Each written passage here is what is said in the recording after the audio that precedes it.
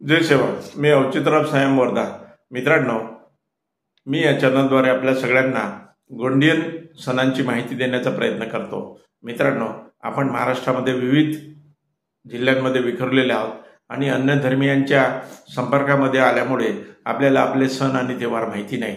म्हणून ती माहिती आपल्या आदिवासी समाजातल्या, गोंडियन समाजातल्या नवीन पिढींना व्हावी व आपणा सगळ्यांना व्हावी म्हणून मी या व्हिडिओ चॅनलद्वारे देण्याचा प्रयत्न करतो। मित्रांनो, आपल्या सगळ्यांनाच माहिती आहे की चैत्र महिन्यामध्ये जे काही सण येतात ते कशा पद्धतीने साजरे करायचे। चैत्र पौर्णिमा पंचमीला मातादाई म्हणजे शीतला मातेची पूजा करतात। मित्रहो, ही शीतला माता म्हणजे मातादाई आपल्या गोंडियन भूमक कुवारा बिवसन यांची ही लहान बहीण आहे आणि ती त्या काळी वैद्यकशास्त्रामध्ये फार निपुण होती। आज जे आपण स्पेशालिस्ट म्हणतो ती त्या काळामध्ये विविध रोगांवर औषध द्यायची आणि रोग्यांना बरी करायची।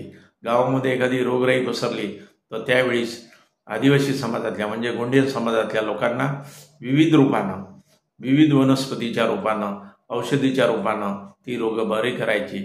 ती आणि तिच्या नवसेविका गावोगावी जाऊन आदिवासी म्हणजे गोंडियन समाजातल्या लोकांना औषधशास्त्राचे ज्ञान द्यायची आणि रोग कशा बरा केला जातो याची ती पुरेपूर माहिती द्यायची। मित्रांनो, म्हणून तिला आज आमचे गोंडियन समाजाचे लोक रोग निवारण शक्तीच्या रूपानं पूजा करतात आणि पूर्वीच्या काळी तिचं ठाणं आदिवासी गाव वस्तीच्या पाड्याच्या पूर्व दिशेला कडुनिंबाच्या झाडाखाली तिचं पेन ठाणं स्थापन करायचे आणि तिची पूजा करायचे।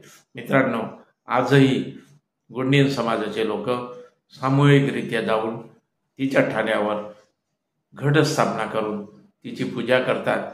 दिवसभर तो घट पेटवला जातो आणि संध्याकाळी त्या घटाला विसर्जित केला जातो।